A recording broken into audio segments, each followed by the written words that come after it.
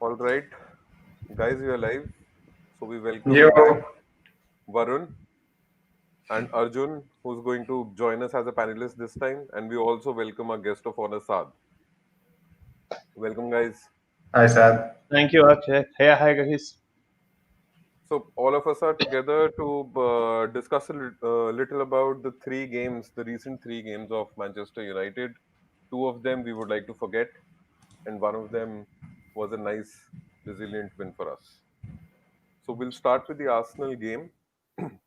I think at the most basic level, this game was a huge win for Arsenal and for Arteta, and a huge loss for Ole as well. This was a game which was won by systems and tactics, which Arsenal got spot on. Even in his wildest dreams, Arteta surely could not have believed the shape of the game that would so perfectly match his vision. We gifted them a penalty, and because of this, we have seen us losing and Arsenal winning, our arch rivals. This was a huge step back for United as well after the thrills of that midweek. And as everyone is joking around, diamonds aren't forever. The shape that worked so well against Leipzig was completely smashed apart by Arsenal. Ole got all of his initial plans wrong. His narrow midfield allowed Arsenal to dominate the wings and dictate the line of play. There was no cohesion between the United setup as well.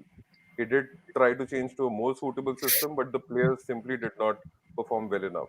Pogba was forced out of position on the left, from where he contributed even less than he had in the first half and conceded the penalty. Adding to the flawed tactics, the delay in making substitutions, and a stupid challenge which cost us the match in the end. That sums up my thoughts on the Arsenal match.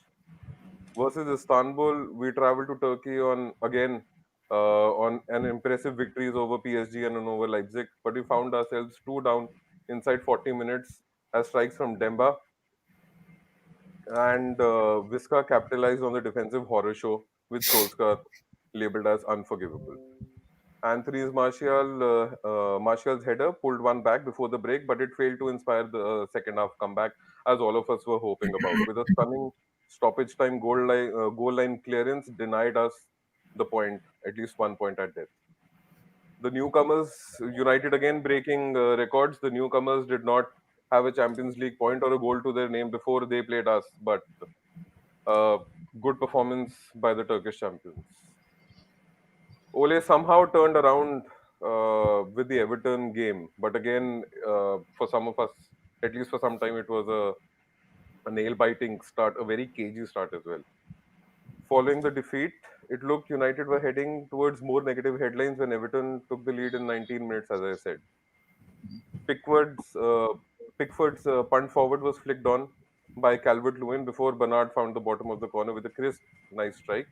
But in the space of 13 minutes, it was a complete turnaround. We equalized 5 minutes after going behind when Fernandes ghosted into the box and handed past Pickford from a Luke Shaw's amazing cross for his fifth goal of the season. And then, as we know it, we won 3-1 the United way. So let's start. Let's start with Saad. What went right with Everton? I think a lot of things went our way. The second balls that went, it fell to our feet. Also, there is a sense of inconsistency with McTominay and Fred. One game, they really come out and show what they can do, and sometimes they just go off. They don't realize what's happening. Hmm. You can see the efforts as well. The efforts are always there, but they just sometimes are not in the game as much as they are on the other games. And one more thing, I think the first goal could have been stopped if Van Bissaka would have closed Bernardo down earlier, but that didn't happen. But after that, it was just United all the way. Uh, Brilliant, as you said, Luke Shaw's brilliant assist. I think he comes under too much of criticism for unnecessary reasons, because even when we were on the group the other day, somebody just typed that Shaw's cross for the Turkey game was lucky. I mean, how was that lucky is beyond me. Uh, Bruno plays. I mean, yeah, he's great at 10. What I also think about the formation sometimes is, I think because VDB is in the squad now, Ole tries to experiment and try to find a way where he can play all his players. Hmm. And VDB being a, I mean, we saw him in the Turkey game. He can't really play CN. He has to play number 10. He does a definite great job at number 10. So I think if we have to put Bruno and VDB in the same game, Bruno I think still could play better a little behind the number 10. I don't think that's a job VDB could. Also for the Everton game, like we are talking about, uh, Rashford again, I think was pretty good. I don't think Rashford is as selfish. I mean, if you are a forward, you have to take your chances. Um, yeah, Rashford was pretty good. We still do definitely miss a right winger. I don't think Mason is a permanent right winger for us, even if he comes back. I see more as a forward than a right winger because uh, again, what we fail to understand here is as the wingers, we both the wingers they do not cross as much as they shoot. And if we are playing any center forward, we need to start crossing for the center forward to be more successful with the goal rate. Okay, All right. thank you, Saad, for taking the first question. So Yeah, the second question I'll ask to Arjun actually. So we saw the last game. Almost everybody against Everton. Almost everybody was on top of the except of forwards. Both Marshall and Rashford. We saw they were having an off game, especially Marshall. So what do you think? What is going wrong with Marshall? And do you feel that he should be rested and Cavani should be given a start ahead of him and give a break bit because he seems little bit lost after that red card. Actually, that's what I feel. Well, I think the thing with Marshall is I think we just need to be a little fair with him. I think he's missed a lot of matches in between. He's played quite irregularly. He had a very vague start to the season without a preseason. Then he got red carded. He didn't play. He comes in for a match, then goes out. It's very difficult for any player to maintain his fitness. So I think with Marshall, we just need to be a little more considerate. I think these couple of weeks off and the fact that he's going to play in the French team is definitely going to bring his match fitness back. So I'm not too worried about Marshall, to be honest. What I'm worried about is Rashford. To be honest, according to me, yes, he's been getting the goals, but I think since the restart after the lockdown, we've not really seen the way he is. He's a fantastic inside left forward. I think that's where he is if he gets the ball nearer to the box. But I think he really is struggling right now on that left hand side. It definitely is his best position, but he's definitely not in his best form at the moment. He's getting the Do you goals. feel he's do you feel he's trying too much? Like he's trying to dribble the ball so much I instead think of so. I think so. fighting for the pass. Even in the match against Everton that you saw, right, he tries to take too many people on, is what I believe. He Yes. tries to hold the ball unnecessarily. He's a little confused with what needs to be done. He's not shooting on the goal. I don't know what the reason is. Uh, If you saw the game against Everton also, we saw like if Rashford is getting the ball, Everton puts up four people against him because yeah, they know he will try to take them on and he'll lose the ball. He's not trying for the pass where two or three players from our team is free, yeah. which So I think he has to improve on it. it's a sort of a catch-22 situation really with Rashford, right? Because if you play him as CB as the number 9, he'll get the goals, but he's wasting a lot of opportunities on the left-hand side. He's not able to make the impact. I think he's going to be out for some time after the injury we saw. Maybe that will do him a little bit of good. But if there's one player I'm really worried about at the moment is Rashford, because we anyways don't have a right wing right now, and if we start losing the left wing with him, I think we're in a bit of trouble. Post this international break, I think we will see a different formation. I think we will see Cavani starting, and I think we'll see Anthony Marshall move to left wing till Rashford is out. But for me, I think this was the only concern from the match. One more concern is, and I know that the first goal that was scored, and let me again, actually want to share the highlights because this was something that I was going to.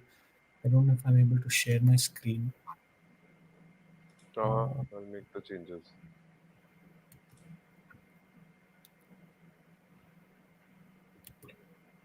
Meanwhile, special mention to both Maguire and Fred. Both had a very good game.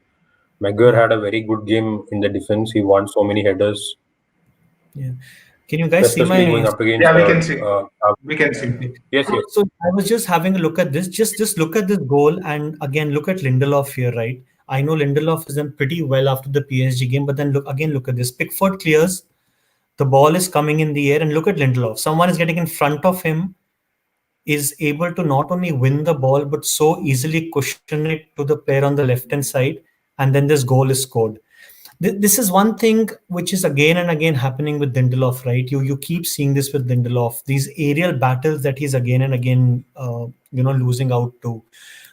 I think if it was someone like Maguire, I know he was against Calvin Lewin, but if I think there was someone like Maguire or Twanzebe who was there, I don't think this would have been allowed. But again, not a big complaint, right? Because I think Lindelof has been I pretty think good. I think it's more about the. I feel. Correct me if I'm wrong. I feel it's more about the technique. Maguire puts more of the body in. He puts his hands Yeah. around. He puts his I think body in. uh, But whereas Maguire, he just so whereas Lindelof, he just goes with his head without any physical strength Yeah, onto the I think challenge. I That's think what I feel. Lindelof is a little too conservative. He doesn't really want to take advantage of the attacker's body. I mean, if you have Calvert-Lewin in front of you, you really want to get onto his shoulders and then try and hit the ball. But as I said, right, it's not too big of a concern. Lindelof, I think, has been in very good form since the PSG game. Has really stepped up his game. And the way we keep comparing, right, that Maguire will make a mistake when it comes to pace, I think we also have to agree to the fact that Lindelof will make mistakes when it comes to physicality. Height. Yeah. Apart from that, I think we were pretty good against Everton. No major drawbacks as such. Okay, so All that's right. it from the Everton game. So Varun, any final comments on Ole regarding the Everton game? We have 3 minutes. No, I think the Everton game was pretty good. For me, as both Sadh and Arjun also covered, a lot of it is down to simplicity of playing best players in best positions. That 4-2-3-1, everyone played in their best role. So somewhere, I mean, even if you notice the way the passes stick, the way the moves go in, the way people move into the spaces and all, it seems a lot more natural. Even if Rashford didn't have the best day, at least on the left wing, he looks normal. Bruno knows whom to pick out where. His passes and all were sticking better. There are lots of times recently we have seen where Bruno's passes are just haywire and his flicks are not reaching anyone and all. I think not having a shape, not having that midfield duo, not having the wingers play in their right positions, not Rashford right wing, Martial left wing and all. We've seen Pogba left wing. We've seen lots of issues. So I felt just my point to add to what they said is sometimes just playing players in their positions, as Harry Redknapp said, football is simple. You play players in their best positions and they win matches for you. So I think it was a return to that kind of thought, and that was one thing that worked. I think with Fred and Scott, what happens is somehow the entire team knows what their role is, right? Yeah. With Pogba, the thing goes up and down, right? People get confused what to do, etc.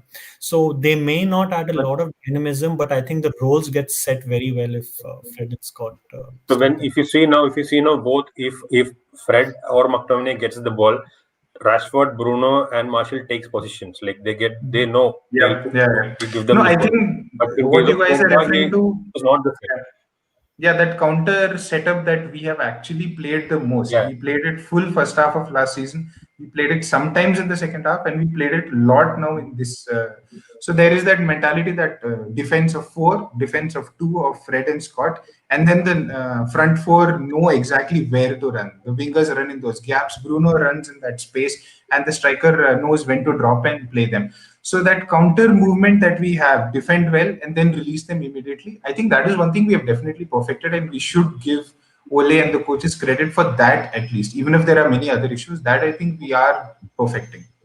But I think guys, don't you think Bruno sometimes? I mean, he plays a lot of through balls instead of just passing it. Sometimes, I mean, Yeah, yeah. through No, balls. Yes, so they do work. Yes, but if you're trying to give a through ball every now and then, the defenders are definitely going to catch you there, and that so gets this is annoying at times. personally, I had seen a lot of Bruno analysis of his time at Sporting and even the Portugal team. I mean, the simplest answer to this is that is his game. There is nothing you can do. Bruno is super wasteful in possession. I actually was very scared if he comes to the Premier League. His passes won't click, his assists won't happen, his goals won't happen, and he'll just be losing possession. So I always knew he's going to be that guy who needs a free role, who will be wasteful in possession. He'll have games where people will slate him 10 passes, random flick ons, random through balls that reach no one, and people will hate him for it. But then two or three of those will click. 90 minutes, he'll run, he'll keep trying. His mentality is so good. Even if he fucks up 20 passes in a row, he'll come up with an assist or a goal in the end. Yeah. And you just have to believe that, and you have to work hard and plan with him as a free role guy. He's the number 10 who does what he wants. He'll fuck up some moves, but he'll also create too. You have to give that confidence and just go with it. I don't think Bruno will become a safe player. That's not in his nature. But do you guys think he can But play in even in the the games, 4-2? even in the game, Go ahead, Akhil. Go ahead. Go ahead. go ahead, sir. Go ahead. Go ahead. Do you think he can play a little Okay. back So the 4-2? Sorry, Akhil. I thought, It's okay. Let's no, let's no, let's it's finish okay. what Take it, take Sagar it, thing. yeah. No issue, no issue. You guys think Bruno could play in the 4-2, like the 4-2-3-1 at the two position? No for me. It'll be a waste. There's no point. Like he Waste. won't play. You need him near the, and I think that's one of the mistakes we made in the match against Istanbul. Right, the last 15 minutes you had him deep on the left trying to put in crosses, whereas your best player should be in and around the penalty box. So he can play, but who's going to play number 10? I don't think VDB is so good a number 10 that you should compromise Bruno as the number 10. Okay. Pogba, anyways, is not there. So I think VDB is absolutely amazing. He gives that link between the forward and the center mids. I think he's absolutely brilliant. But I'll tell you, I don't think VDB can do what Bruno does in terms of creativity. So Bruno, Yes. even now, even with this shit season, he is second highest when it comes to chances created and key passes, only behind Kevin De Bruyne. So even after our Spurs loss and 2-3 shit games and all, he's still the second highest. His chance creation output is just up there, just below De Bruyne, who we know is godly anyway, can't be compared. So I don't think VDB can do that. He's not super creative. He's not Sure. a very aggressive through ball, final ball player. But VDB has other things that many players don't have. That His vertical because it's movement, the that link run. play. Yeah, Yeah, he's a link player. As you said, he's that brilliant. number 10 link who just 1-2 and go into the gap and finish as well. So it's a very tough situation. It's actually two brilliant players and a very positive headache for Ole. Of course. yeah, and I don't think Ole should be under any pressure that he really has to make VDB play. I think Yeah, that's gone best are player those should play. gone are those days when you're signing players with the guarantee that they will play. Uh, so I think it's fine. Yeah, as long as the player and manager is in understanding and they are in the right place, it's okay. Because the VDB is still young and he can be a Yeah, baller anytime. Yeah, that's right the now problem Bruno with can't be Manchester touched. United. That's the problem with Man United. I mean, if you have a good player on the bench and everyone starts talking about it, City kept Mahrez for almost a year and a half on the bench and no one batted an eye. Yeah, So I yeah. think that's where the media plays a big role in it. No, and see what Ole is trying to do. You think about SAF days. We had five strikers, man, and max two would play. We had seven midfielders, max three or four would play, and everyone was happy because we were hitting those targets. So if we start like even in the starting phase when we won in the Premier League, then we won in the Champions League. Everyone got a chance. VDP got a chance in Leipzig. Bruno got a chance here. It all Yeah, looked good. It's only when you start losing, then people are like, "Oh, we're not losing. We're not true. doing well. Also, we're wasting place. Also." So, I think if everything clicks, then this will all look meaningless. The squad will look well utilized. Absolutely. All right. Okay, so let's move on. I'll Let's move on from the happy no no times no to no. the One second. bad One second. memories. One second. Let's Yeah, let's ask all three of them questions which are still relevant to the discussion that we had. Okay. So with Rashford and Bruno, I yeah, sure. assume what Anoop is asking is about Rashford. So Varun, your thoughts on this? Um, So I'm not sure about this. Maybe I'll have to analyze it a bit more. What I do feel is that Bruno does have a very, very free roaming role. There are these times when he pops up on the right wing, on the left wing, and we've seen that so often, especially on the right side. You have to know at Sporting and even for Portugal, he plays a RCM in a 4-3-3.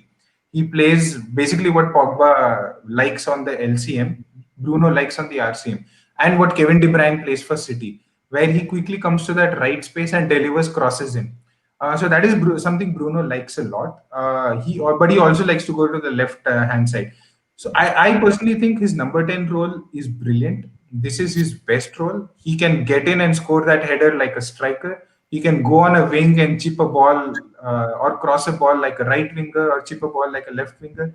So I think the spaces also depends on game by game. I mean, where if there is a place where you can overload and attack along with Rashford, he goes on the left. We have seen that many times. If there is, I think he's drifted on the right a lot because our right wing is absent.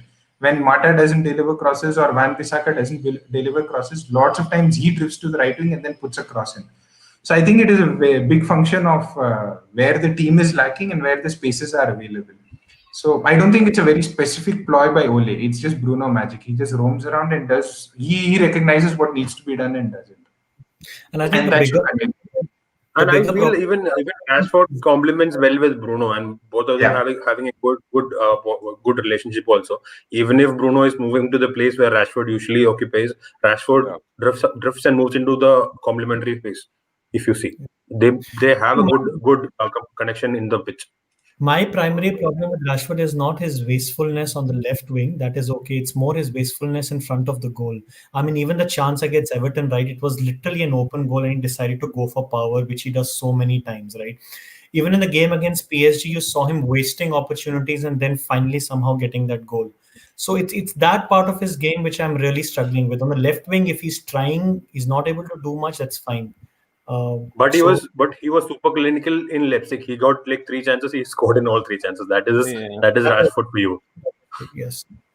No, but Arjun has a point in the sense that even last year there was a point. I think in our poll, a lot of people voted Rashford as the best player in the season, and at that time I debated saying if you see the chunks of his performance, there are a lot of groups where he piles in goals and assists, and then there'll be games where nothing happens. And then obviously the injury happened. You can't put that against him. But we've again seen that, as Arjun is saying, there are two games where he was okay. Then there was one where he just stat padded three. It's not stat padding, but the point is, he's a He was very form ghosting and the match. feeling dependent. Yeah, he's very form and feeling dependent. If a little bit of consistency could come into that, like the way Bruno is, if you could nail on, know that I am guaranteed a And goal or even assist somewhere. and even I feel even Marshall is on the same side. Marshall also to an extent is on the same side. Like when he's on top of the game, he can look so good. I Yeah, think That one facet that of happens. Rashford's game, which is really I'm really shocking, is that last season we saw him really fit, really bulky. He was able to hold off defenders, etc. This year, I see him going down on every possible touch that comes on his back. I don't know if it's a change he's made, if he's less fitter, or what is it. We saw that in the game against Istanbul, right? Even if a defender would touch him, he was not able to hold the ball. So I think there's a lot going wrong there. I don't know what the primary cause for that is, but See, he is. with Rashford, I think at the end of season it was actually released that he was not completely fit during the yeah, second yeah, half. Even after the lockdown, even though he played, he was not 100% fit. That yeah. fitness factor is still affecting him. I feel he's not 100% fit yet. Same with Pogba. Also, he's not looking as the 100% fit Pogba. I feel. That could be possible. All right. So yeah, let's move on. Yeah. Any more question, Akshay? 1 second. Or Yeah, we'll yeah. move on to the next match. Another question by Anoop. So, Arjun, With maybe you would like Pogba to answer finally this. out of the way, hopefully, is there a way Bruno and VDP can play together with Fred sitting deep, like Silva KDB used to do with Fernandinho behind? No, I think it's The it's question difficult. is Fernandinho and Fred the same this thing? Because I think Fernandinho alone, the bigger question here is Pogba really out of the way? I don't No, think so. I don't think so. I don't think so. I think Pogba on the bench is a temporary thing because you can't keep a player of that quality and that aptitude on the bench for I long. I have He a will slight perform, but This is what some thinking other fans are process. thinking also. That's the next question after Anoop's question.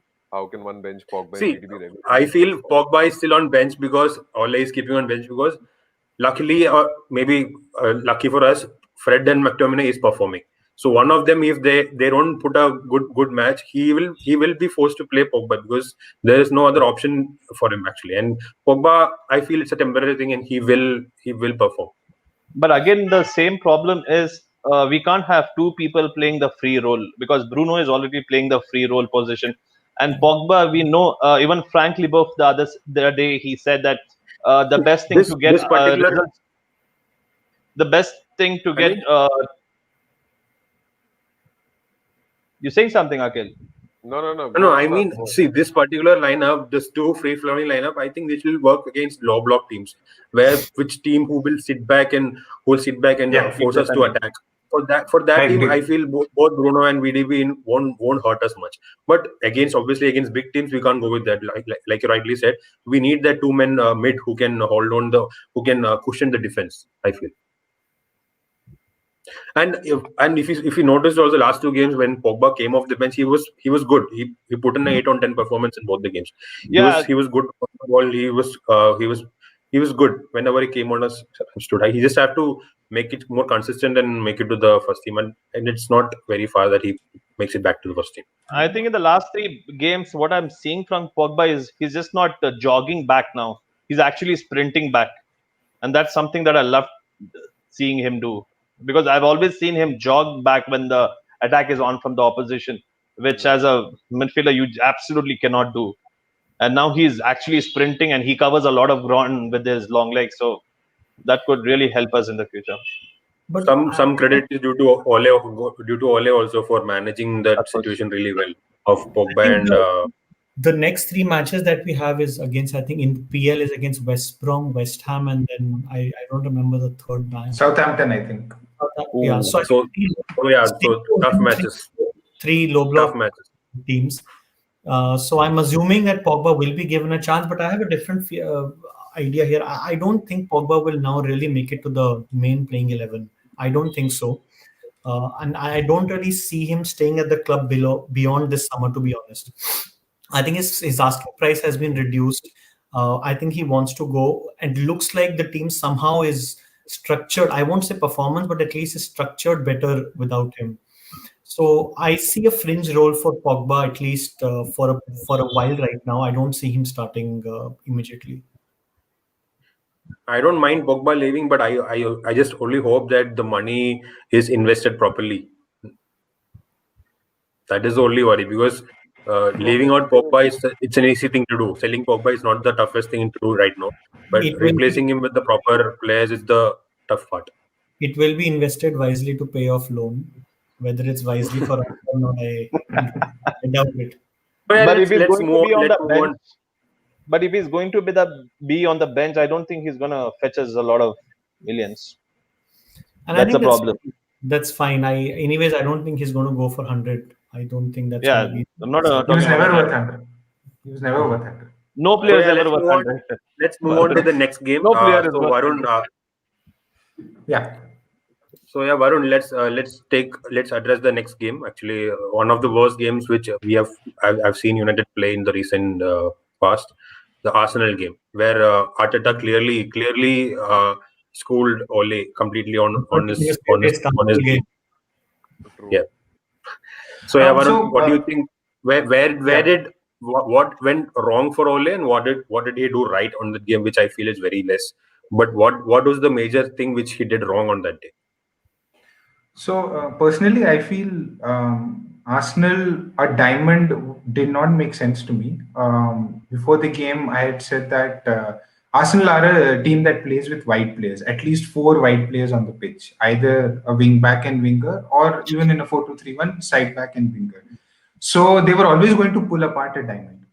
Any narrow formation like a diamond, the center midfielders would have pulled apart, and the midfield shape would have been lost. So that seemed a little obvious to me, but Ole still see the problem here now again becomes he wants to fit in everyone in form. Fred and Scott are in form, we know. Pogba is one of his best players, we know. He wants to fit in Bruno. He wants to fit in Rashford Marshall as well. So the whole idea of trying to fit in everyone, and because a diamond worked at Leipzig, made him try it out, and it backfired horribly. Scott and Fred kept going back to a mid two, like how they're used to in a 4-2-3-1, where they feel safe. Their immediate reaction becomes let us just line up like a mid two in front of the defense, like how we always do, and at least protect the defense. At least goal to nahi hoga. And they started doing that. Pogba was supposed to be a LCM, but he totally became like a left winger, and the game lost all kind of shape. The rare chance we got a ball, we were just not able to find any player, not even able to put two passes in midfield.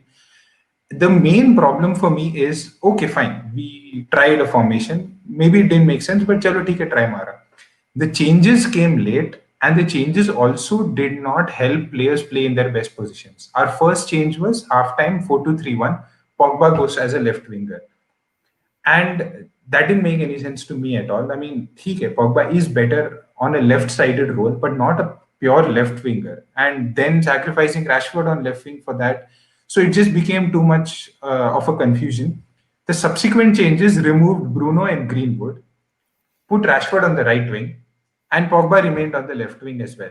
So it was just a game where for 90 minutes, no one person played in their right position in attack. We never had our usual shape going. Like I just mentioned in Everton, the fact that everyone played in their natural position itself was a big bonus. The players would have been breathing a sigh of relief. So, and also that affects Bruno. He's the guy who creates everything. All said and done, before Bruno came, our creativity was zero.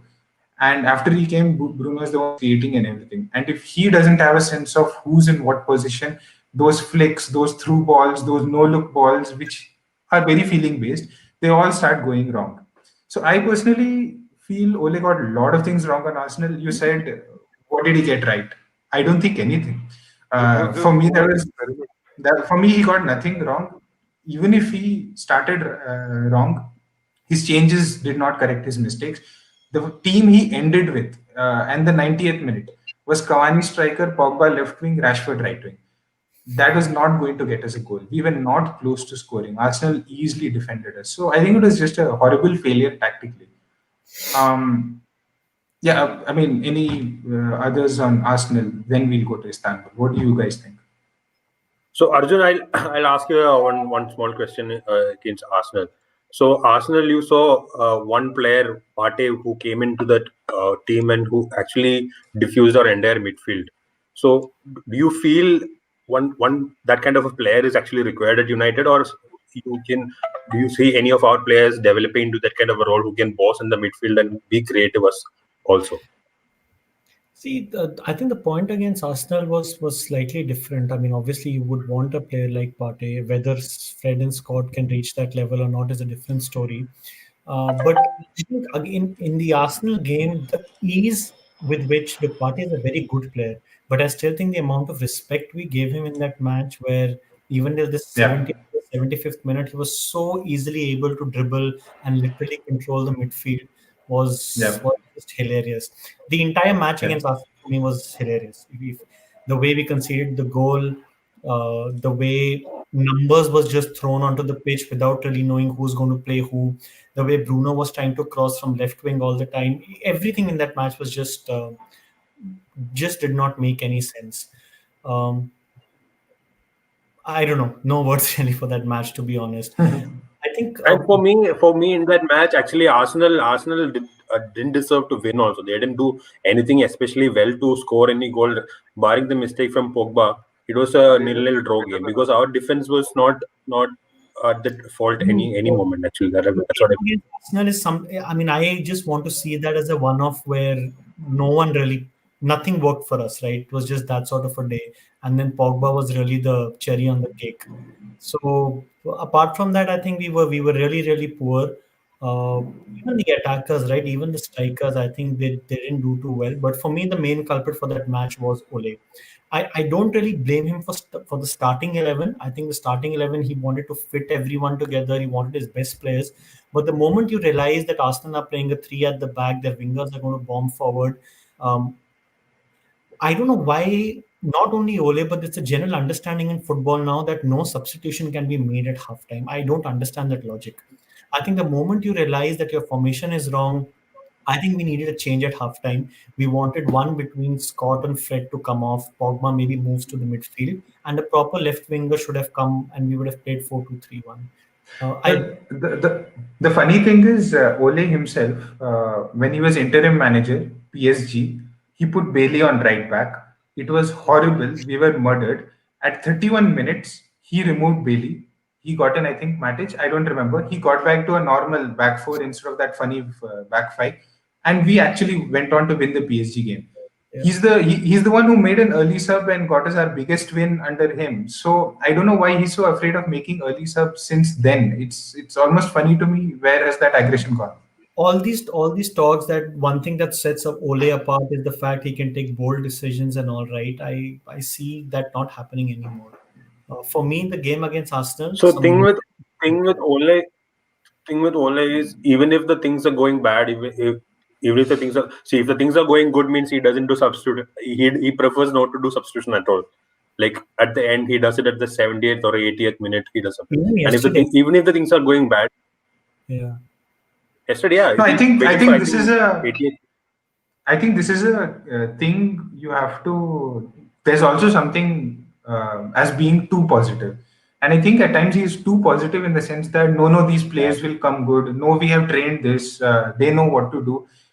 His trust in Pogba or his trust in some other players to play out of position and somehow come up with a miracle and all is way too much. He's a bit too positive and trusting at times. थोड़ा हरामी बन सकता है.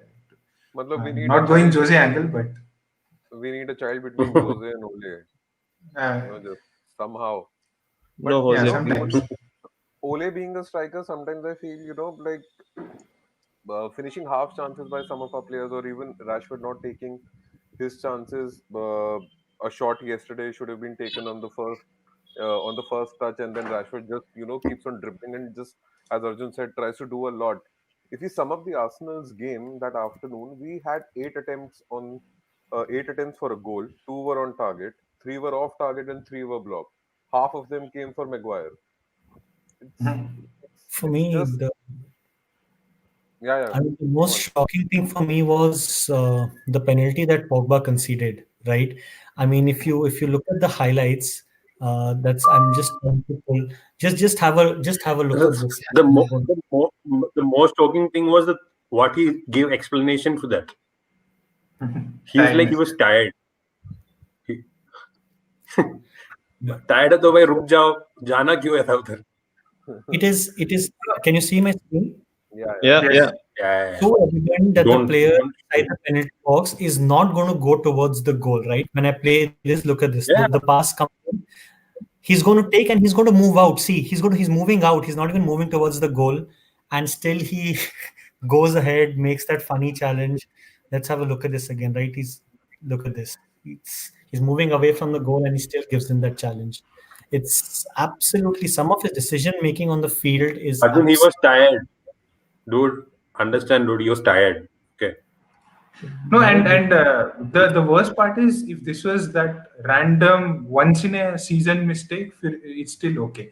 Pogba in his 4 years has 7-8 mistakes like this. 3-4 of them are legit penalties, In and last I two think, seasons, he has done three mistakes yeah, leading to and penalties, 3-4 are legit clear penalties, which penalties. is fine. While while at least a few more are in midfield, random free kicks that tripping a person from behind Post arriving. post lockdown, He has these gaps. post lockdown against West Ham, he did that volleyball thing. Yeah. He has these in him. It's not a random one-off. For a world class player, that looks bad. That looks But I bad. never see him do this. I mean, when was the last You're time wearing against his jersey, Varun. Yeah. Guys, with the So Arsenal game, yeah, Sadia, go ahead. yeah, with the Arsenal Go game, on, Fab. we could blame Ole as much as we can, but did you guys also notice that we could not string 3 to 4 passes together?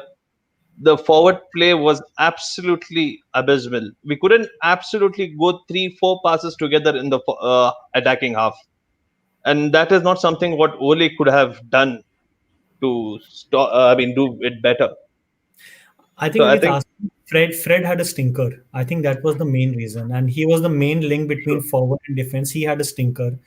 The problem is that Arsenal and Istanbul both were so pathetic games. I'm not even able to recall which mistake was made in which match. yeah, Yeah.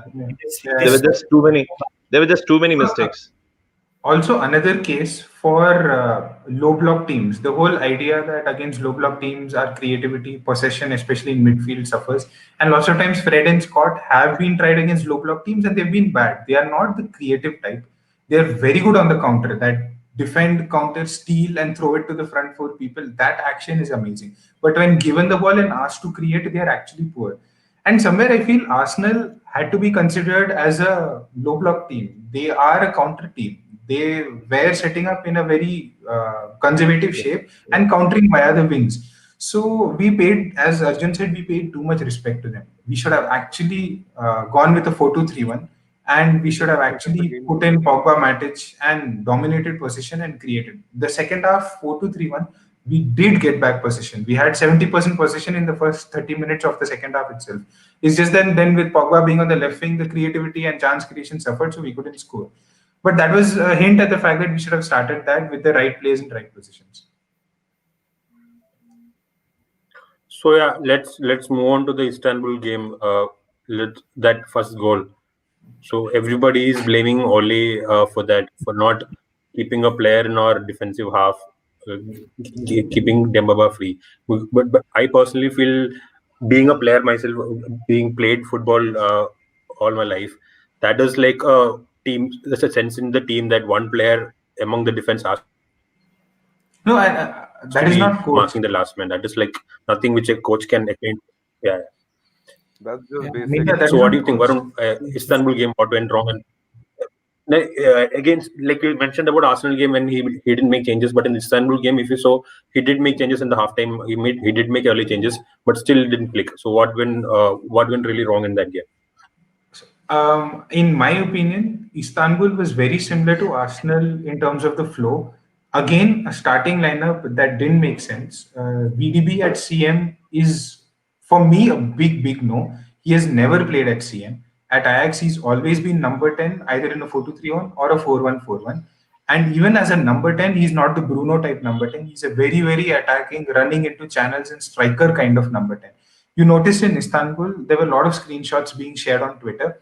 From CM, he was doing channel runs. He was doing those outer D, left wing, right wing wale runs.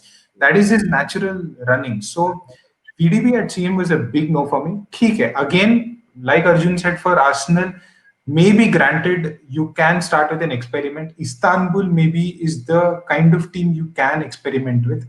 But again, once that experiment isn't working, you have to make changes. To his credit, Ole did make change here. He did get Scott at halftime, and with the same logic that a CM should have been there. Matic was forced because Lindelof wasn't available, so that also fine, agreed. The person who should have gone out should have been one of Mata, or Bruno shouldn't have gone. Mata should have gone out, and VDB should have been shifted to a wing. Once again, there was a lot of confusion with both VDB Bruno on the pitch in central areas, and Scott also being there. Again, the subsequent formations after every sub didn't make sense. By the end of that game, we just had Cavani, and everyone was just launching long balls to Cavani. And it almost reminded me of Fellaini in our worst days under Mourinho and all. The whole team was just launching, long ball inshallah kind of mode, and that was never going to break Istanbul. So, like Arsenal, wrong starting lineup, not the right changes, not the right subs, and at no point was there a proper playing 11 which fit our usual 4-2-3-1 with players in the right positions. Again, it was Rashford right wing, Cavani striker. I don't know who left wing was. I totally forget. It was a very forgettable game. So again, it was one of those where Ole got a lot of tactics wrong, and that first goal is just—it's a brain fart from the players. It's as simple as that. You can't coach. They literally forgot half line ke andar offside nahi hota hai. They forgot that, and that is a very dumb thing. So Ole to blame, but the players also were bad. I think that So if you first, saw that game live also, no, if you saw the game live, once that player got the ball, the entire Istanbul bench was screaming Yeah, "Baba," because it was clear for everybody except the players. yeah. I think everyone knew what our great defense had done. Look at this. I mean, can you see my screen? Yes. Yeah. Look at this. I mean, the number of white shirts you see here is like the line you see outside a liquor shop after lockdown. Look at this. Five of literally, I don't know what they're doing. It is such a basic thing in football. When there is a corner, your central defenders go ahead, your right wing and your left wing, your right wing backs and your left wing backs have to stay. And And look at this. who is The that only player player we standing? had here, Who is that? Who is this? Who is this? Matic. Matic. So this is None This of Matic. lowest. see. What is this? Imagine our last man is Matic. So you Yes. imagine the Look shape at of the. this. Exactly. Look at this Bermuda Triangle here. Look at this. It is hilarious. And this is our corner. All right. This is our corner. This is after our corner. See, Look at the see, player. this looks perfectly fine for a team uh, who is verge of knockout 1-1 going into the 91st minute. That kind of a setup. This is not like 0-0 starting first Hey, half lineup. why am I reliving this? Why? I think it's just complacency. After a point, people forgot, that you're Yeah. playing a proper football team. You're playing a football team. I don't think our players realize Dembaba can still hold up and score. Rafael can still dribble on the right flank and defend. I think they thought they were playing against some under 17 team and they could chill and do whatever they wanted. There was no sense of shape. Everyone was running forward. That showed in the goal. That showed in all our passing movements. VDB, Bruno, and all were running forward. It was very random. I think a lot of it was complacency. They just didn't take Istanbul seriously, and they were punished for it, I mean, rightfully. look at this, right? No one here, absolutely no Shaw one. is jogging back in that highlight. I mean, Look you at didn't this. take it Look at seriously. that. Look at those three players. One player is literally running towards the post, Let like me towards the let, post. let me summarize this with Anoop's comment. Like I think that is I think 30. Who is it? Axel. Yeah, that's Twanzebe Yeah, yeah. Maguire. Unbelievable. I think It was like they were like going to score the goal, they like took the meaning of attacking the teamwork. post to score the goal. Apparently. I don't think Matic and Mata can play in the same lineup. There's two less legs there. Yeah. There are two less Yeah. legs there. They're not going to Unless cover the unless it's ground as a much as. unless it's a Carabao game against Canthorpe United or something. Yeah, Yeah. I, true. I mean, there's two less of a ground covered between those two. I mean, you can probably play one of them in the lineup and then keep one in the bench, but playing both of them in the lineup makes no sense. agree. So I have one question for Varun actually. Yeah. Like so, we all know Rashford is injured right now. So we all mentioned VDB playing that left wing role. So do you see VDB starting in that place instead of Marshall going ahead? Any chance of it happening, or maybe he'll just continue in the bench itself?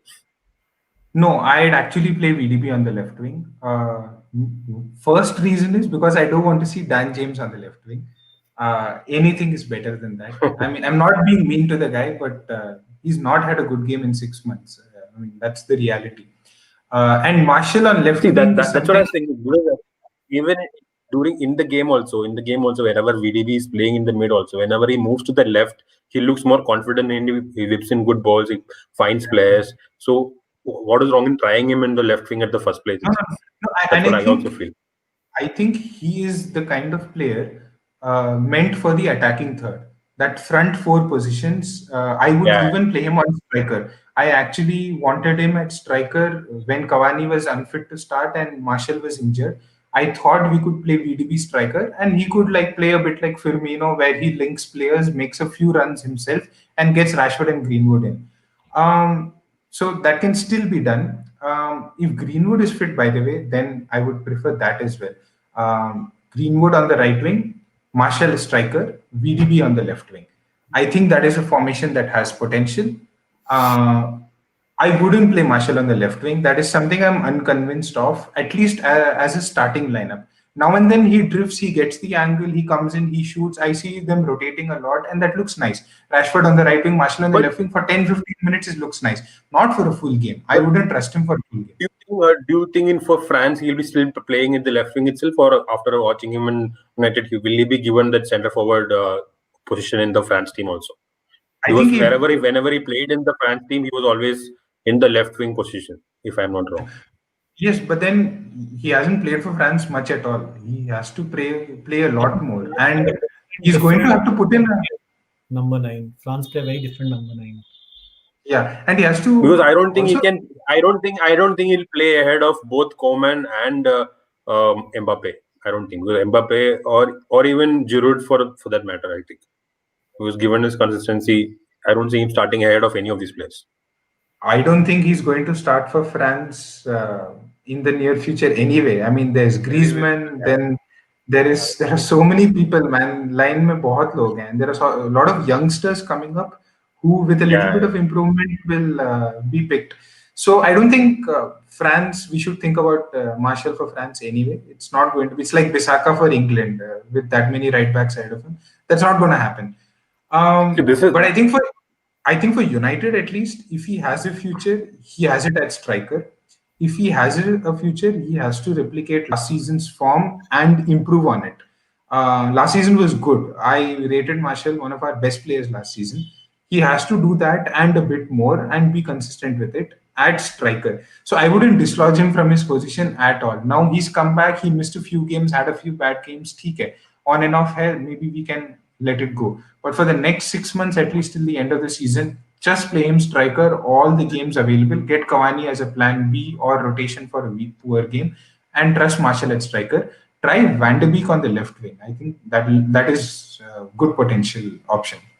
same question to Arjun actually. Arjun, what do you think? Going ahead, Rashford being injured, whom like Marshall? Do you want Marshall to play on the left wing, Cavani play ahead, or like Varun said, do you want to see VDB playing over there, or even James starting the games? No. I think there are two things which are going to happen. Let's not forget that Shaw is also out for the next 4 to 6 weeks, and knowing him, 4 to 6 weeks become 8 to 10 weeks very easily, right? That's how Shaw has been. So I think we're going to see a lot of Tellis on the left wing now for a very, very long time, which is I don't know if it's a good thing because Shaw was doing very well. I think with Tellis, we can actually afford someone like a Van der Beek playing in that left wing position because you don't really need someone crossing, etc. I think if Tellis can give those overlapping runs, Van der Beek can play that slightly left in position. I think that Yeah, combination is going to be pretty good.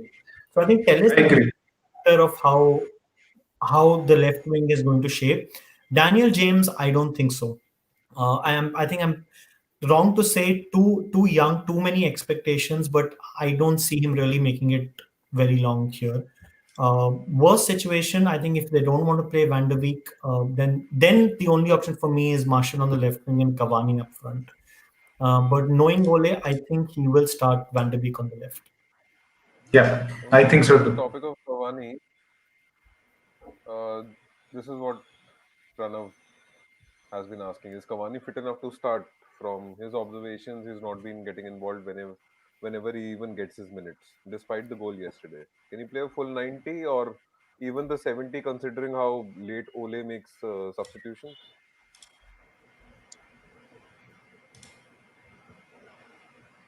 Sad, you can take this one. Coming to Cavani, I have Varun, you never want to rated take? him like this. Huh? Akhil, you said something? No, go ahead. When internet Uh, issues. when Cavani was in PSG, I've seen a lot of. I mean, I've seen quite few games of his, and I've never been a big fan of Cavani. I was actually very disappointed when United bought him. He tends to miss a lot of open chances, which we lack to create. So I don't really rate him very high. But now that we are down to no options, I think I would still play Martial on the left and Cavani center. Unpopular opinion, but yes, I will go with Martial on the left and Cavani center. I don't know who's going to And feed Cavani if he plays number nine. I don't know who's going to do that. sorry, Arjun. I said I don't know who's going to feed Cavani. If you see Cavani as a player has to be fed, right? He'll make those runs, but who's going to give him the passes? Bruno himself alone True, will true, not. See, true. Arjun, that's where Telles comes into place. Where if you see that game of Telles, he pumps in ball. He can whip the crosses in. Where I think Telles Cavani will be a good combination going ahead. We will see that going ahead, given the We uh, want to see a lot. injury to Rashford also, Telles Mm, will be the creative output from the left wing. That's what I mm. feel. Yeah, At no, least the But if crosses will be coming from. I want to but see. if Teles is sorry, Arjun, go ahead. Sorry, man. No, I was just saying that I want to see Cavani succeed. I think whatever he's shown, he's not played for a very long time. Uh, the thing with Cavani is I want to see him play, but I don't want him to become a habit for us. I mean, we don't want to go back where Cavani is the number nine we are starting because that's The Fellaini problem. Absolutely not. It's again going to be very short But term also if we exactly do that. exactly. It may but work, if it may work, but if Teles is playing, would we be playing 3-5-2 or we would still be playing 4-2-3-1? That's a good point. good question. Yeah, Hmm. I don't So, know. but see, but if Telles Honestly, comes in, it should be fine. it should be. I feel it should be because Telles is not a very good Defensive player. defensive fullback. Yeah, So I feel if Telles comes in, that cushion which Shaw used to provide us won't be there, and but we will be again, exposed on the left side. And I the feel we should play three in the back with yeah, but in the Zwense also Champions in. League, again, teams like West Brom and West Ham playing three at the Yeah, back, I don't know if it's feasible. It's a very see yeah, as I said, right. I mean, the only reason why I don't keep blaming Ole is because unfortunately he has players who play well in certain scenarios, right? He doesn't have True. someone yeah. who's adept for a West Brom versus who's adept for a PSG game. So it's very Agree. difficult. If you ask me the playing 11 against West Brom in our next match, it's very difficult, right? Is Telles the only one who's going to start on the left? Do we go for a back three against West Brom? It's very, very confusing. See, I don't think for teams like West Brom or lower PL team, we need to worry about that defensive shape. As much as playing against top six teams or maybe a good top team like Burnley or something, some Brighton team like that. Because teams like West Brom and other teams, we can play back forward. Just tell us. That's what I feel. Yeah, but We then need not play back three. playing a back four of Telles and then having Matic in front of them, I think it's a little too much burden on the defense. So I don't know. Difficult choices. No, Hmm. when we play four at the back instead of Matic, we'll continue with the current setup, McTominay and Fred, or Pogba if he improves. That makes sense. For me, that makes sense. See, that is one good thing. Today morning there was a question in our Facebook group. Do you see McTominay and Fred going ahead, starting games ahead of VDB and Pogba? Yeah.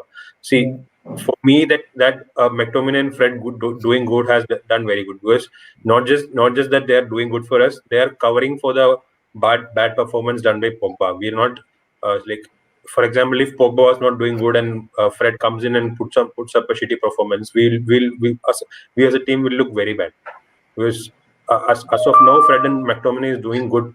Yeah, Yeah. they are putting in 8 on 10 performance.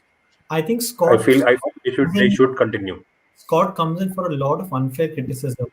I mean, Yeah, see, unfortunately, he doesn't have. I mean, he's not allowed the kind of room that players like Pogba and Bruno are allowed, right? He pretty much has that 20 by 20 square where he has to do his entire work. And he does it. He does it, right? Who would not want to put a fabulous front pass, going for the corners, etc.?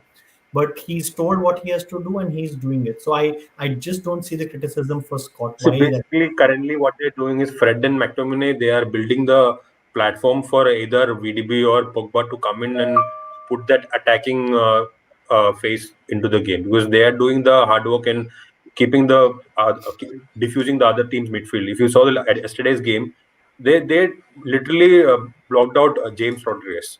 If you saw the game, Yeah, he couldn't do it. Either McTominay or Fred, they were always on to him because if yeah, James is not a like positional, like he's not fixed to a position. He keeps roaming around throughout the vertical space, and they were very good at marking him, and he was almost and marked invincible. up. They were like they were very good. So that gives that additional cushion to our defense also because we know that our defense doesn't do good when we are exposed too much. So that these two players are doing that shielding for them, which I feel is a very good thing. Only problem is our attack has to perform better because Bruno can't do the same thing every single match. We need more output from our attacking forwards, which I feel. The A lot the of lack first of goal that we scored imagination and a yesterday. lack of movement. Yeah, Yeah, I think the and That first goal That is And one problem with unpopular Scott. opinion, Mata is not an option for the right wing for us, at least in Premier League and Champions League. We should not start him, because no disrespect to him, but he's not the one who should play with Rashford and Martial up ahead. That's what I feel. Anyways, we I are agree. struggling with Van Bissaka on the front part, right? And if you add Matic, who's literally going to play towards center, I think it's a big problem. See, Mata would have been perfect for a player like Trent, like who can do that offensive thing from the right side. See, both Wan Bissaka and Mata, they are not doing anything into that final Yeah. third, like from the right wing. Mata, even if he's doing anything, it's when he drifts in, or from the left side or from the middle.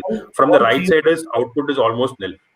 all three of the goals came from the left side. I mean, it was so Yeah, evident. And major reason is the thing, and why I always prefer Greenwood before Mata is because he at least opens the play for United, right? He's Exactly. right hand side. If that's fine. He's not scoring. He's not contributing. That's fine. But just the fact that he's on the right hand side, two defenders from the opposite team are literally handicapped, right? They can't move and mark Marshall and all. So I think these are the small things. If Mata is there, everyone moves towards a one-dimensional shift. So that's why I always prefer Greenwood to start. So I'll just ask one simple like I'll just put a scenario into you guys, like something in which will come ahead in our current season. So you tell me, with the current setup, whom will you start and what formation will you play? These are all important games going ahead. It's like imaginary situations. So first question, Varun, we are playing Liverpool in Anfield. Okay, with the current setup, they are playing with their best 4-3-3 format. What will you play with our Um, current I'd team? on, I'd honestly play our 5-3-2, the tried and tested big game 5-3-2, which we played last year against Liverpool, last year against Players, City. I need players also, especially midfield. Yes.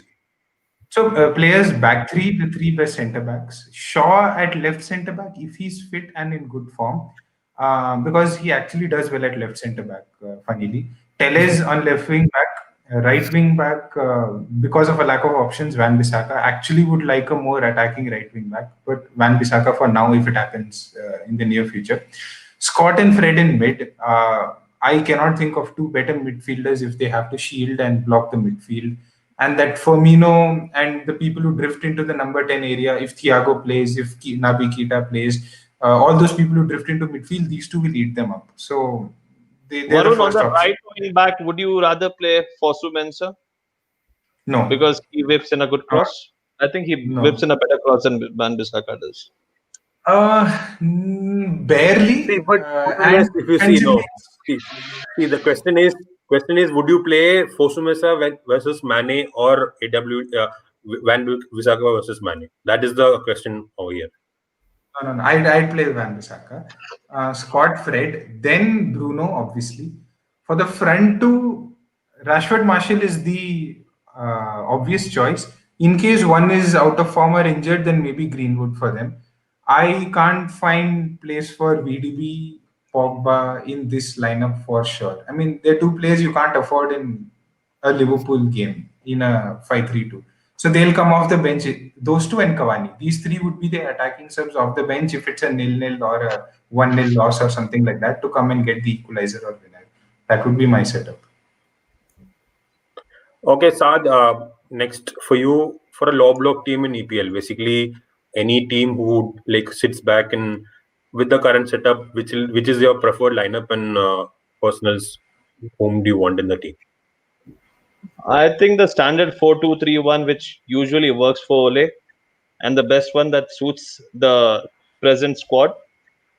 Uh, for me, I'm a big fan of Bai, but unfortunately, I think he's too injury prone, and I've come to terms with it that he does Assume not he's have not a. fit for the match. Sorry, Varun. Assume he's not fit for the match. That's a very, very safe assumption. Yes. Yeah. And even if So he's fit, he will get injured in that match. during So the match, On yes. on Yeah, so he'll But attempt but we over cannot deny a the fact that bicycle or he's an something absolute and just brilliant break defender. every Sorry, bone in Akshay. his body. No, no, no, Unfortunately, true. nothing. I was making a joke that he'll attempt a bicycle kick. I mean, that handball, you guys remember, no one is near him. He's Ah, something like that. With Pogba. Yeah. man, comedy. So yeah, the back four, the standard back four with Shaw and Van Bissaka, and I think they pretty much picked themselves up, Fred and Scott, and yeah, Rashford, Rashford, Bruno, Mason for now, and Marshall. It's really weird, no? At start of the season, after the transfer window, we were discussing what will be the future of McTominay and Fred, and we saw both Varun and Saad picking both of them in their teams against low block and But everything. Big kudos to both of them actually. I personally Big kudos to disagree both with. McTominay and Fred. Okay, yeah. I mean, I agree, but I also disagree with the low block logic. I still honestly feel we haven't had too many of those games, and Scott and Fred are obviously having great form, very similar to last season first half. But last season second half, the 19 game unbeaten run, 14 wins, us coming to third place, was with 4-2-3-1 Matic, Pogba, Bruno. And I still think that is the best combination against a low block team when we have the ball. Scott and Fred, for all their amazing attributes, they're not creative. They don't have passing range. They don't have that pass that finds Bruno. Even Bruno, Matic has that very good vertical pass that finds Bruno all the time. Pogba has that ability to carry it forward. I think a combination of those two being in form, Pogba having the coronavirus, not being fit enough, not being in form, and Matic obviously can't hold his own against PSG, Leipzig, Arsenal. He'll get murdered with the press. So, a combination of these factors, we have missed them. But I think when it comes to West Brom, there is a very good chance Matic Pogba play, and they will do well when the ball is given to us and actually create well. I think for low block teams, personally I would say Matic Pogba. Disagree So with that my on that one. next question to Arjun actually. So do you see Ole playing the diamond ever again? Like, do you see with the current team him trying that diamond setup ever again? I don't see him starting, but I see him finishing maybe a few matches with the diamond when you need to really close the midfield. For me, also, I think coming back, I sort of agree with Saad here. F- I would still go with the team that Saad suggested against a low block team, definitely. I think I would definitely play Fred and Scott. It's just that when the two of them are there, everyone sort of seems to perform better. And the biggest person who I see gaining advantage is Maguire. When Fred and Scott are playing, Maguire is like a bull. He is so confident about coming in, getting the headers, etc. I think Lindelof probably sleeps well at night, knowing that Fred and Scott will start the match the next day. I think they overall they add a lot of this thing to the team. So I definitely want them to start. Maybe Pogba if he improves. But when you see Pogba playing in a pivot of two, right, the number of times he loses the ball when he's under pressure, the number of times he's misplacing a pass is just too much. That's the But problem. even if you get Arjun, if you do get in Pogba, who would you replace him with? Scott or Fred? Scott. For me, Fred is undroppable at the moment. I can't think of the United team right now without Fred. See, Because what if you I see, just want if you to see add the one team, thing if you see the last two three games whenever we played good with Fred, he is the origin of everything. He is the one who's winning the ball, starting the Good. creation, everything. There's no doubt about that. And Yeah. I'm definitely one of those people who believe that simple football is the best football, right? Yeah. That See, I have one counterpoint. So I do agree with Arjun on most of the points. My only argument is obviously Maguire and Lindelof can't be exposed to one-on-ones. Lindelof in the air and Maguire on the ground.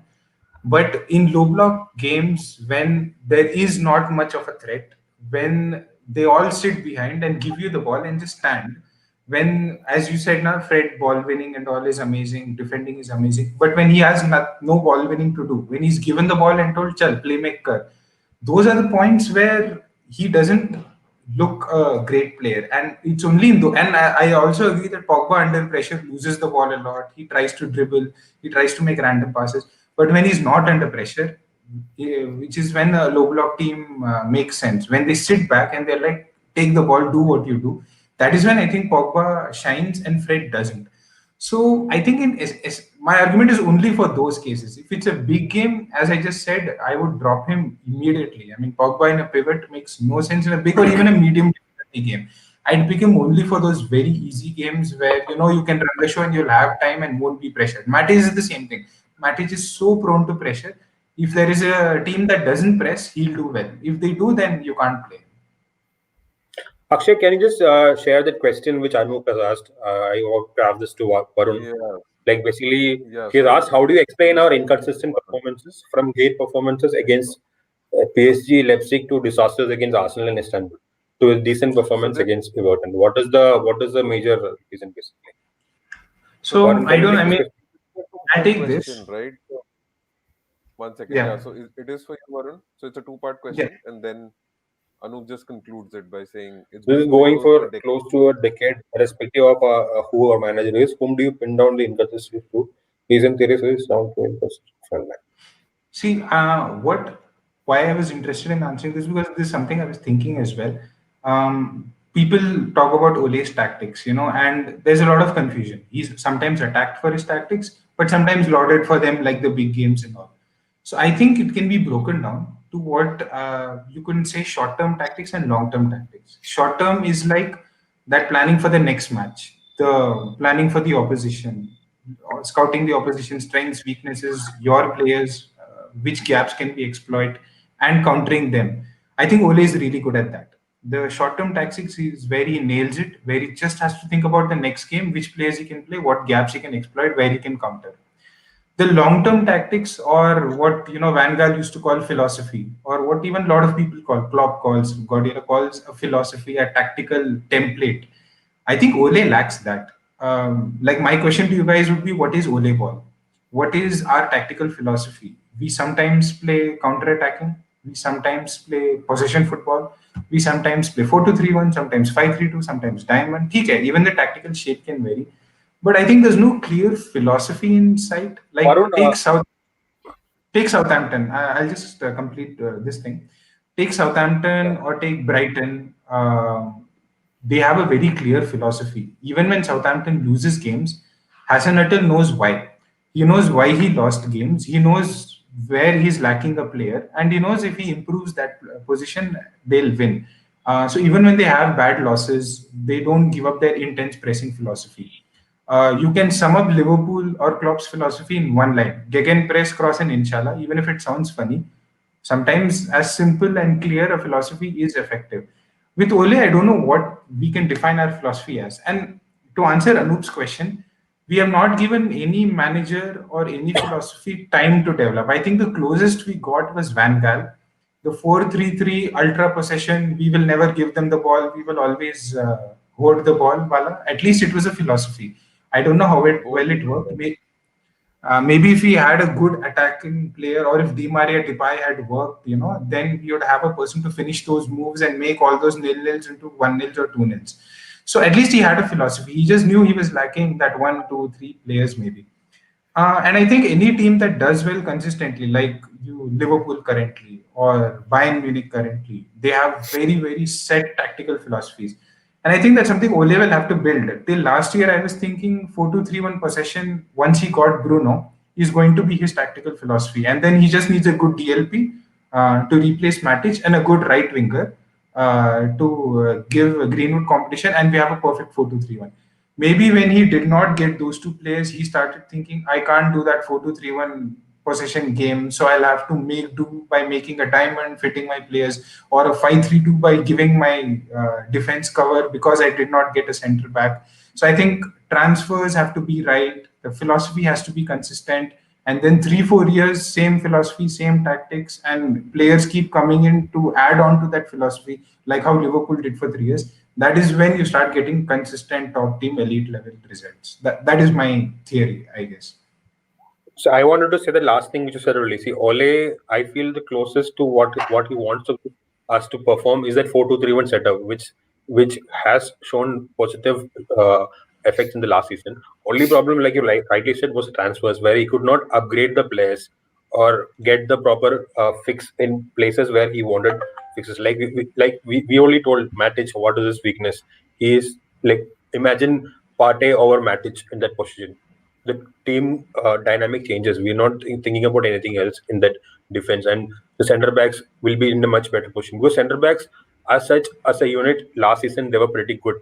The only problem is they get exposed when uh, players like Pogba and Matic lose the ball. So I feel Ole, with the right set of players, will stick to the 4-2-3-1, and that will be his philosophy going ahead if he stays at the club at least for next 2 seasons. That's what I feel. Okay, so if anything is on there, I have one question. I'll just ask common. Anybody can answer actually.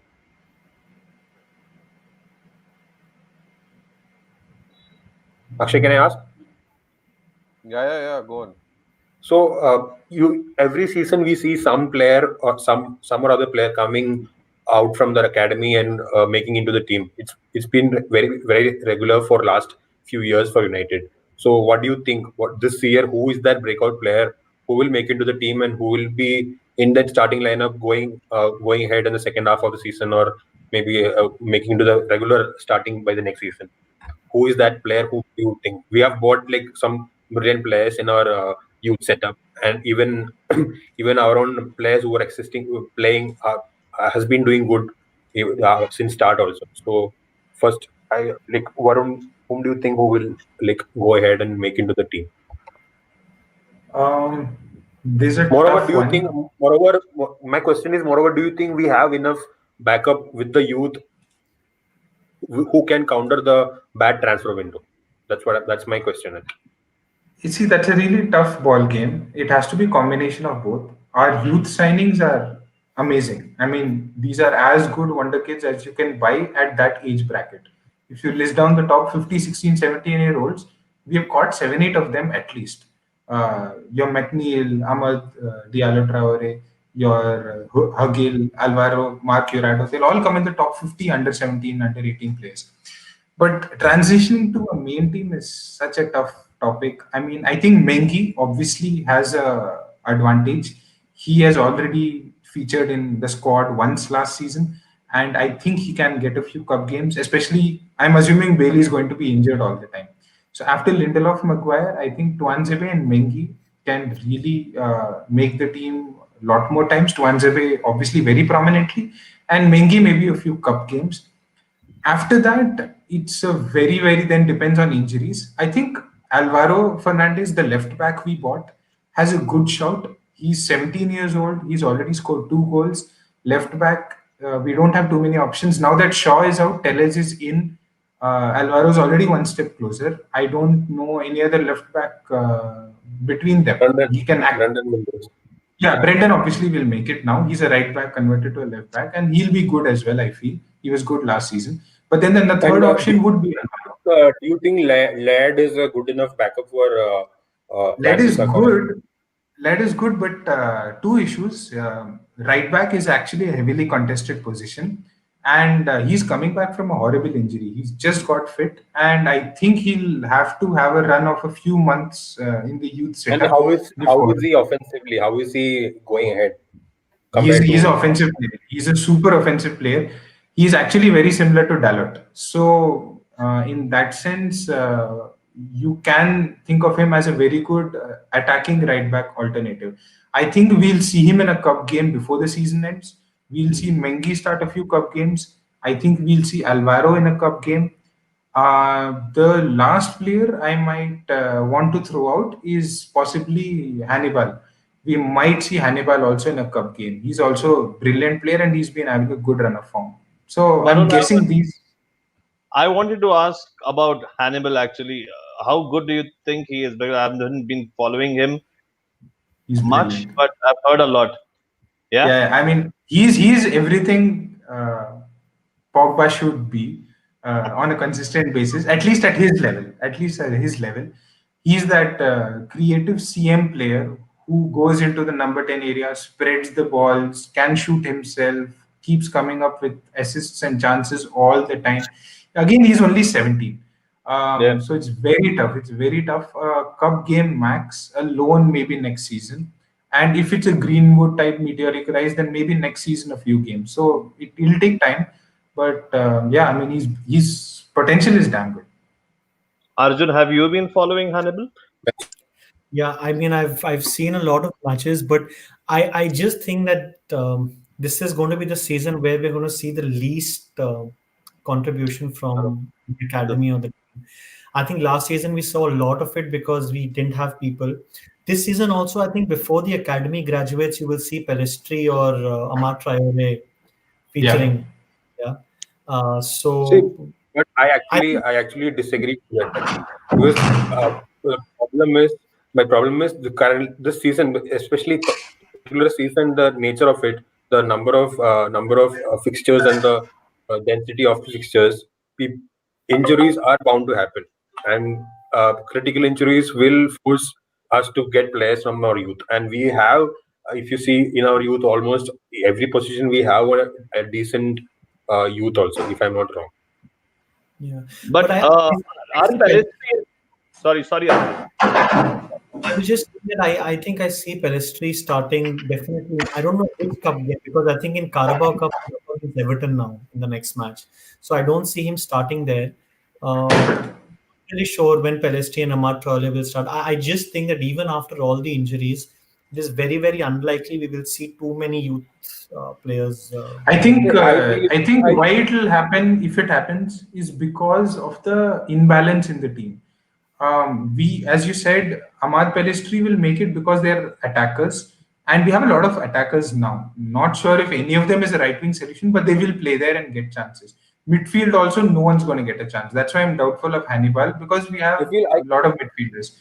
Left back, center back are places where we have issues, where one injury and a youth player comes in, at least for a cup game. That is why I think we might see a few just because of the balance of the team.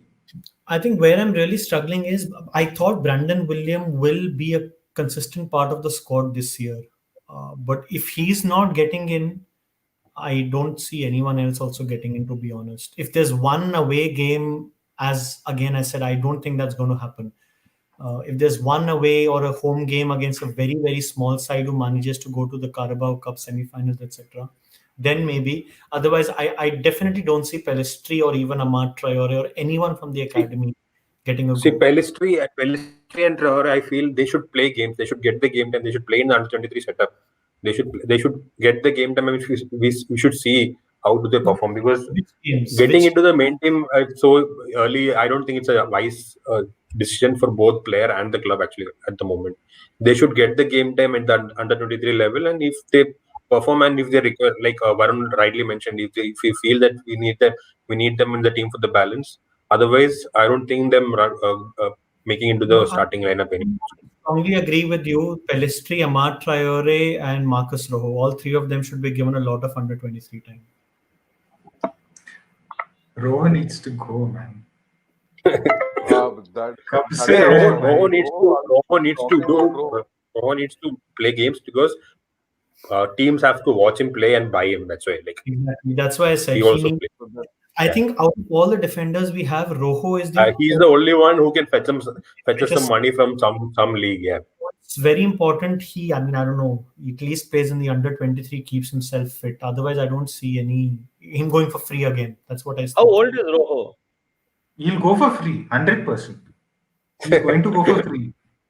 but I don't know. I'm betting on it. See, Varun, my problem is if he was going for free, why is he still in the team? I don't think he's going for free because I think that is the only obstacle which is there right now because So there are no. We Estudiantes wanted him for free.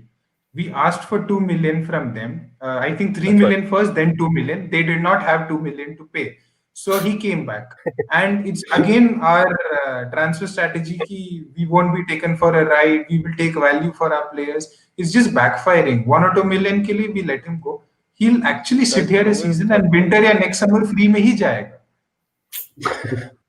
What Just the wage cost he's will. 30 now. Okay, let's take one last question. I think we have already crossed like 1.5 hours. So, Akshay, I do you think have some question? let's Or conclude with this. Yeah. yeah, So Debangshu is asking, rate Ole for the October month. 6 matches, 3 wins, 2 losses, and 1 draw. Varun, we'll start with you. Out of 10. Ah, I'm actually going to be a little mean and say 5 out of 10. Um, honestly, I expected much better in the Arsenal and Istanbul match. These are the kind of losses which make you feel तुक्के चल रहे हैं या फिर tactics are so inconsistent. They work now, they don't work. I don't mind losses or poor performances, at least when the attempt or the tactical consistency is there. Like what you were trying to do is still clear. The Arsenal Istanbul, the lack of clarity with what we were trying to do really shocked me. And it's the first time actually I've doubted Ole most in the last 1.5 years. So I would say this month has been a bad month. He's going to have much better months. I think next month he's going to have a much better month. He has learned from these two games. I'm assuming he's not going to try stupid experiments like this and keep it more simple and win a lot more games in the next months. So I'm going to rate him low this time. I think much better to come.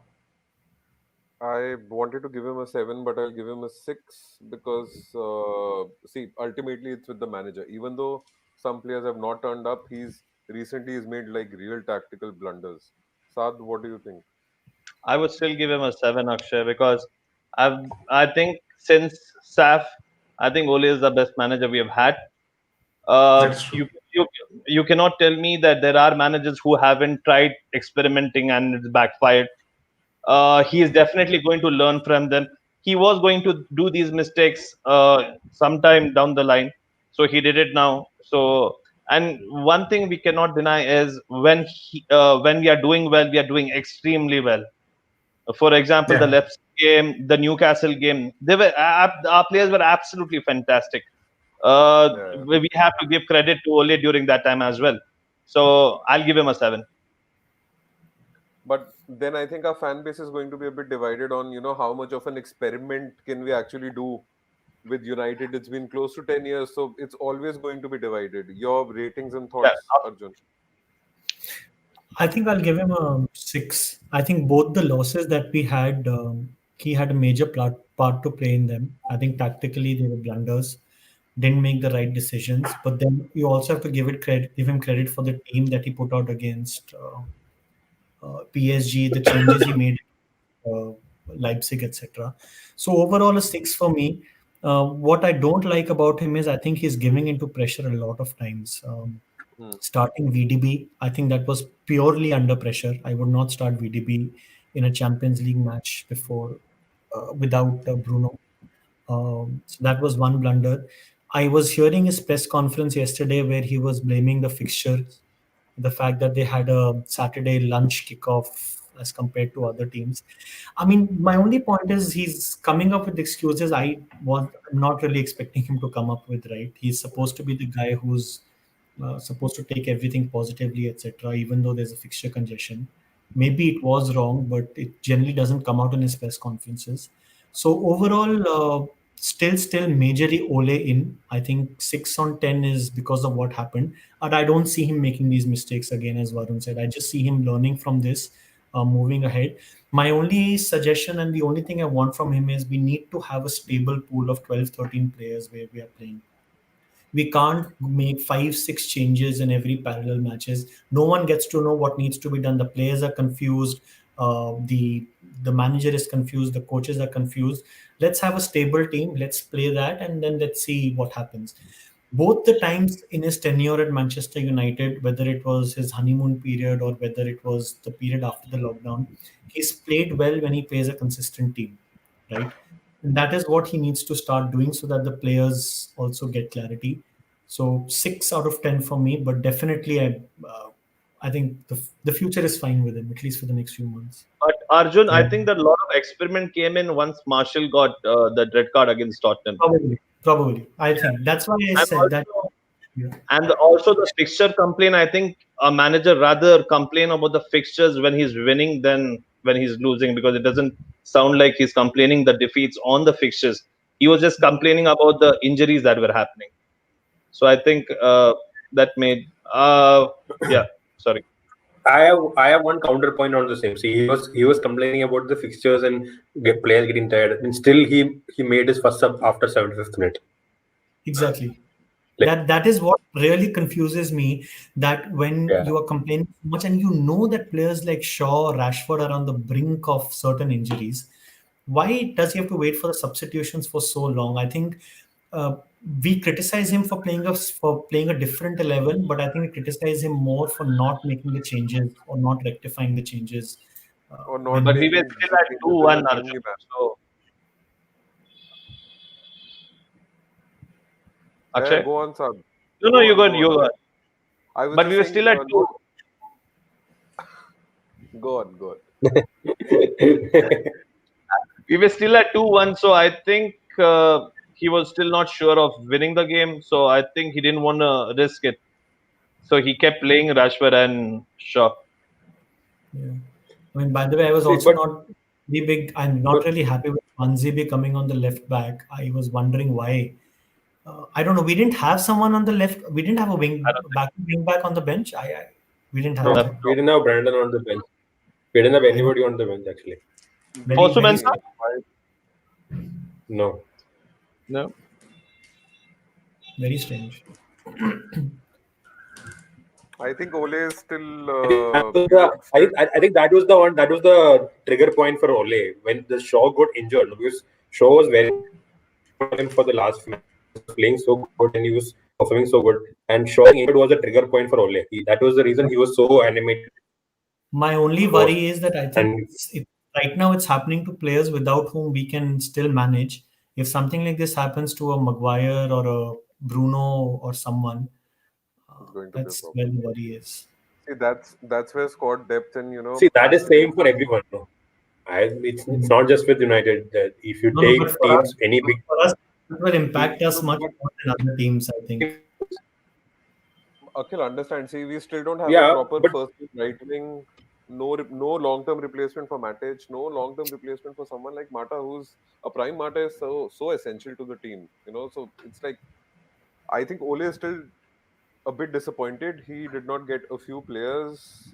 No, The I other think the team they had. squad balance is actually worse. It's poor. The transfers, though they gave numbers as such, they have given us a much more disbalance. I mean, we don't have a DLP It's or a a DM. quality versus quantity issue, I feel. Yeah, we didn't get that center back that he wanted. We didn't get the right winger that he wanted.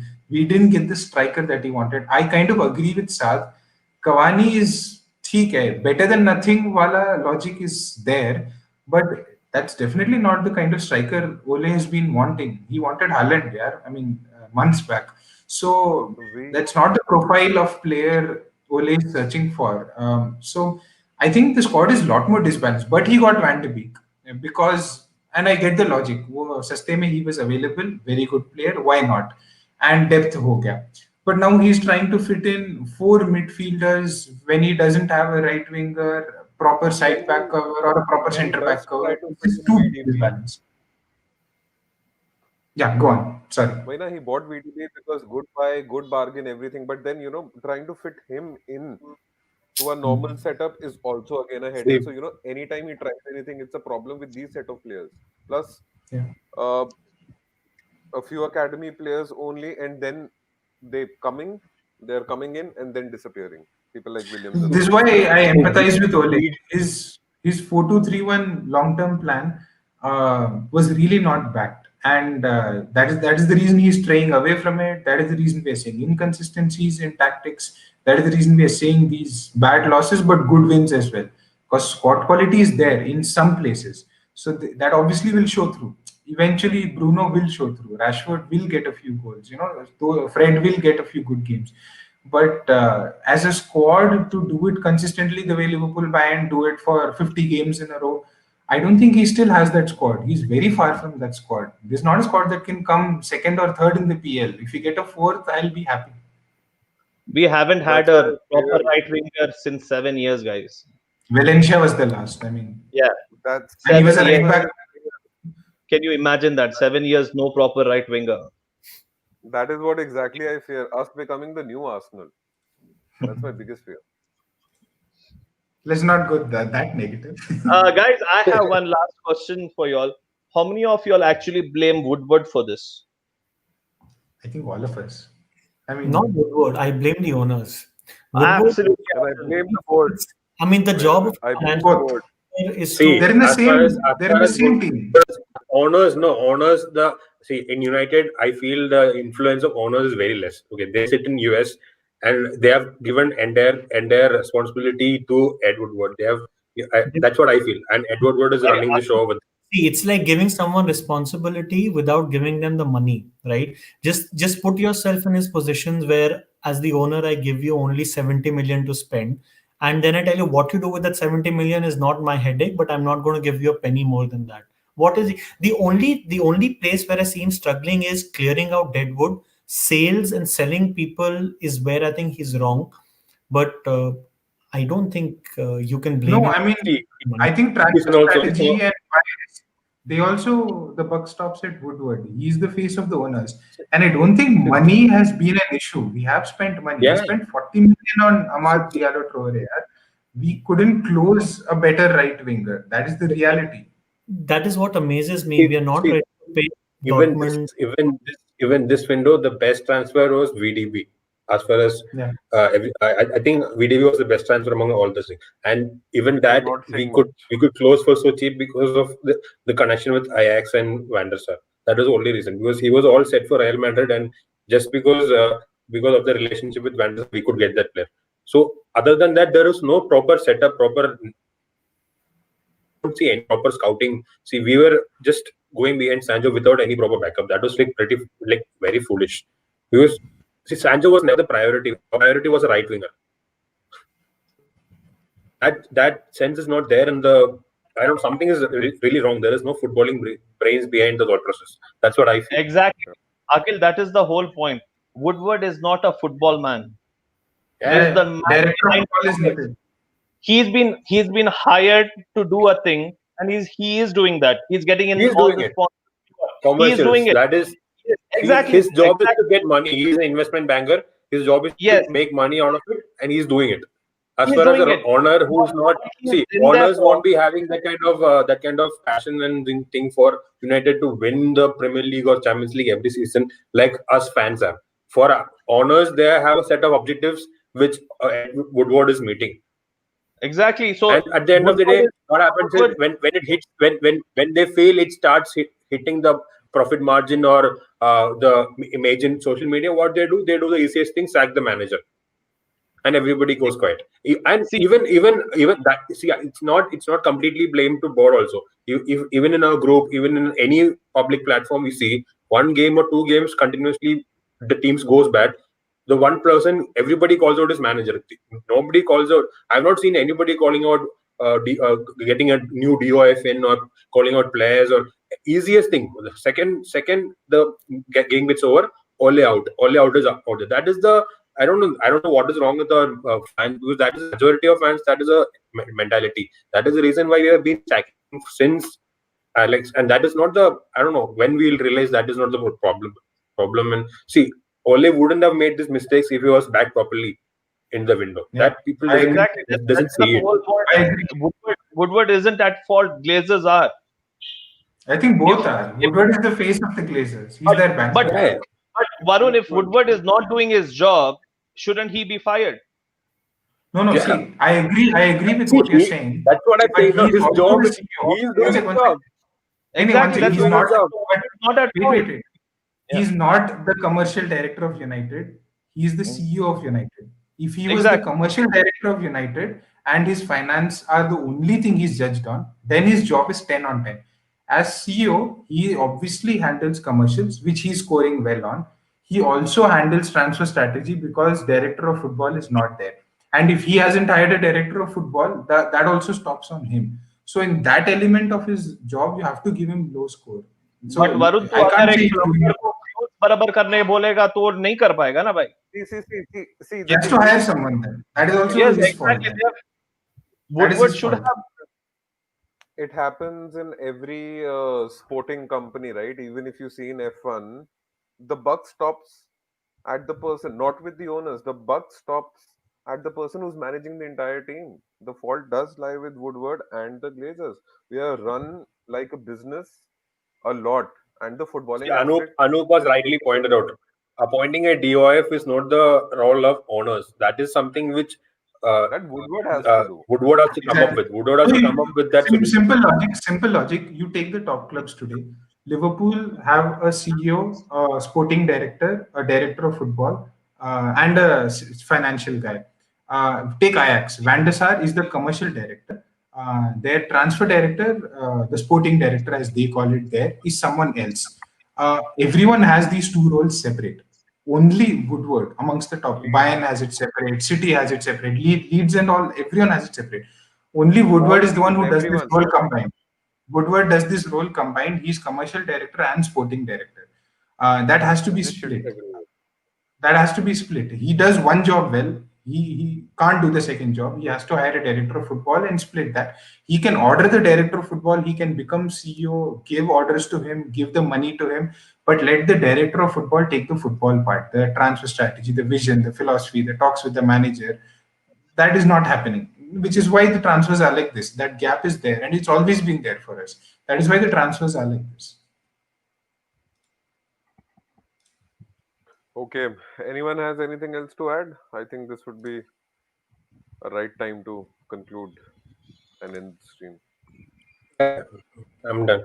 Just one fun part. Just one big game is there tonight. Just fun final predictions from all of you. Liverpool City. Liverpool. Where is the match? Where is the match? 10 o'clock. No, no. Tottenham Where? game started. Tottenham game started. At Anfield, I Tottenham think. West Brom is there. Anfield. I think Anfield. it's Liverpool home, right? Yeah, No. Anfield. Yeah, yeah. City home. Etihad. City home. Etihad. Acha, हाँ, it's Etihad. 5-0 Liverpool Liverpool. Doesn't matter. Liverpool 5-0. have win. हारेंगे. Liverpool. नहीं जीत रहे Liverpool हैं. will win. I feel City will win. 3-1. नहीं, 5-0 will Liverpool. win. 2-0 Liverpool. Let's see. ठीक है. I'm the only one who is voting for City. घंटा फर्क पड़ता है कोई भी जीते.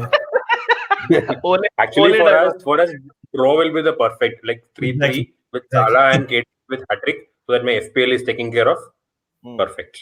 Acha, so you want FPL points, na? That's why, right? So इसलिए मैं second- FPL नहीं खेलता है. इसलिए FPL नहीं I खेलता. don't care about any other teams other than United.